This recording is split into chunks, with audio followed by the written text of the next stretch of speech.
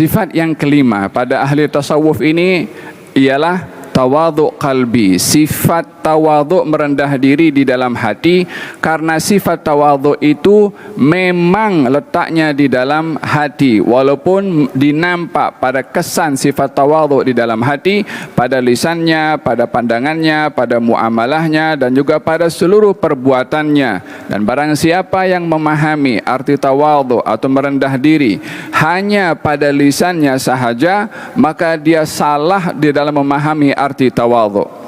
قال الإمام أحمد بن حسن العطاس لما حول الناس في الزمان التواضع من القلب إلى اللسان واكتفوا بتواضع اللسان ضاعوا.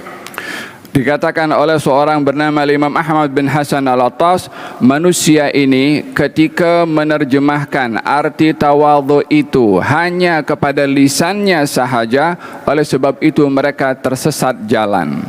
فتجده يقول بلسانه أنا مقصر فإذا واحد قال له يا مقصر يغضب. Kadang-kadang ada orang dia mengatakan dengan lisannya, saya ini adalah orang yang banyak silap, orang yang berkekurangan. Kalau ada orang kata kepada dia, hai orang yang banyak dosa berkekurangan, lalu dia marah. ويقول بلسانه أنا مذنب عاصي فإذا واحد قال يا مذنب يا عاصي يغضب. Seorang kadang-kadang mengatakan saya ini banyak dosa, saya ini orang bermaksiat, tapi kalau ada orang panggil kepada dia, hai orang bermaksiat, dia pun juga marah. ويقول أنا أقل واحد فيكم وأنا أذل واحد وإذا قال واحد يا أقل واحد غضب وزعل. Kadang-kadang ada orang mengatakan saya ini adalah orang yang paling hina dan paling rendah di antara kamu semua. Lalu kalau ada orang panggil kepada dia, hai orang yang paling rendah di antara kita, dia pun marah. فقد جعل التواضع في لسانه وليس في قلبه منه شيء. Orang tadi telah menjadikan arti tawadhu itu hanya pada lisannya, tetapi tak ada hakikatnya di dalam hati. لكن سيدنا مالك بن دينار عليه رحمة الله قالت له جارية يا مرائي فقال لقد أثرت على اسمي الذي أظله أهل البصرة. أهل البصرة ما جاءوا على حقيقة اسمي، أنت عرفتي الحقيقة من دون بقية أهل البصرة. Dikatakan oleh seorang wanita kepada Malik bin Dinar, wahai orang yang suka menunjuk-nunjuk pada amal perbuatannya. Maka Malik bin Dinar mengatakan kepada perempuan itu, kamu telah menyebutkan gelaran kepada saya yang mana orang ramai tak tahu tentang gelaran itu, bahwasanya gelaran itu adalah milik saya, kata beliau. وذكر الآية قول الله لأكرم الخلق عليه واخفض جناحك للمؤمنين. Dalam kitab ini disebutkan firman Allah Subhanahu wa taala yang ditujukan kepada nabinya, yaitu rendahkanlah sayapmu wahai Rasulullah terhadap orang-orang yang beriman. والتواضع للرحمن ضرورة المعرفة به فكل من كان به أعرف كان له أوضع. Orang yang dikatakan tawadhu kepada Allah itu adalah orang yang paling kenal kepada Allah. Semakin orang itu kenal kepada Allah, semakinlah ia mempunyai sifat tawadhu kepada Allah. وأعرف الخلق بالخالق سيدنا محمد فلذا هو أشد الخلق تواضعا بقلبه لربه. Dan orang yang paling kenal kepada Allah itu adalah Nabi Muhammad sallallahu alaihi wasallam. Dengan demikian beliau adalah merupakan penghulu kepada orang-orang yang bertawadhu. وذكر الحديث الصحيحتان ملك جرمه يساوي الكعبة أي فيما تصور له قال اختر أن تكون نبيا ملكا أو نبيا عبدا قال وأومى إلي جبريل أن تواضع لله فقلت بل أحب أن أكون عبدا نبيا فشكر ربي ذلك فقال أنت أول من تنشق عنه الأرض وأنت أول شافع.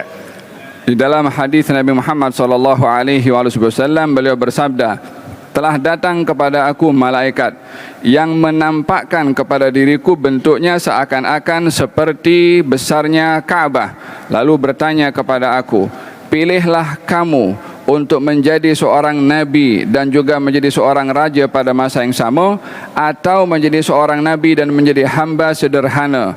Maka diberi isyarat oleh Jibril kepada baginda Rasulullah untuk memilih sifat tawadhu kerana Allah.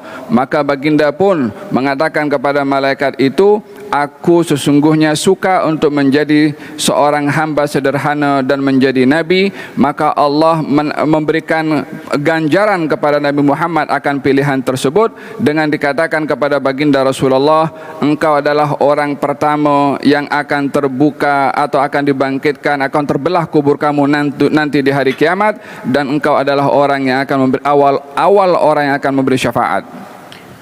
وقد بين لنا رسول الله صلى الله عليه وسلم أن من سنة الله في خلقه أن يرفع من تواضع ويعلي قدره، فكل ما ازداد تواضع أي مخلوق من أهل الأرض ومن أهل السماء للرحمن جل جلاله بقلبه رفع الله قدره وشانه، وكلما حل فيه كبر خفض من قدره ووضع من مكانه. Menjadi ketetapan yang diajarkan oleh Nabi SAW bahwasanya seorang itu semakin merendah diri dan bertawadhu akan diangkat oleh Allah Subhanahu wa taala. Semakin dia merendahkan diri, semakin dirinya terangkat. Sebaliknya, orang yang tak kira siapapun makhluk itu di bumi ataupun di langit, bila merendahkan diri pasti akan diangkat, tetapi kalau menunjuk-nunjuk dan sombong pasti akan dihina dan dijatuhkan. ومثل لنا ذلك ووضحه بهذا الحديث: ما من آدمي إلا في رأسه حكمة كمثل اللجام الذي يلجم به الدابة، فكذلك في رأس كل إنسان حكمة، أي عقدة يتحكم بها عليه فيها معنوية بيد ملك، فإذا تواضع رفعه الله وإن ارتفع جمعه الله، والكبرياء رداء الله فمن نازع الله جمعه.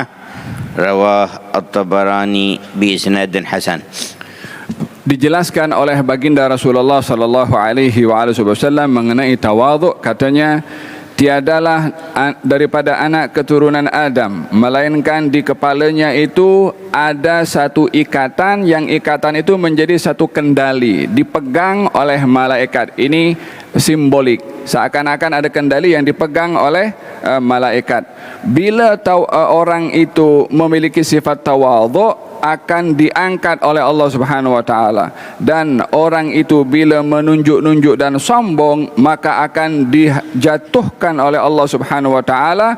Sesungguhnya kegagahan itu adalah umpama pakaiannya Allah, dan barang siapa yang merampas sifat itu daripada Allah, maka Allah akan melawannya dan menjatuhkannya.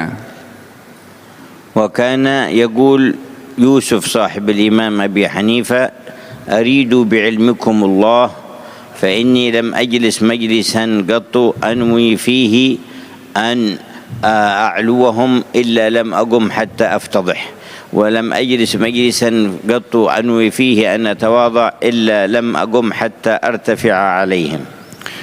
Dikatakan oleh anak murid Al-Imam Abu Hanifah bernama Yusuf dengan mengatakan, tidaklah saya hadir di satu tempat, di satu majlis, dan di dalam ada keinginan untuk merasa terangkat, melainkan saya akan dilihat, akan jatuh dan terhina. Dan tidaklah saya hadir di satu majlis dengan niat untuk merendah diri, melainkan saya akan diangkat oleh Allah Subhanahu wa taala.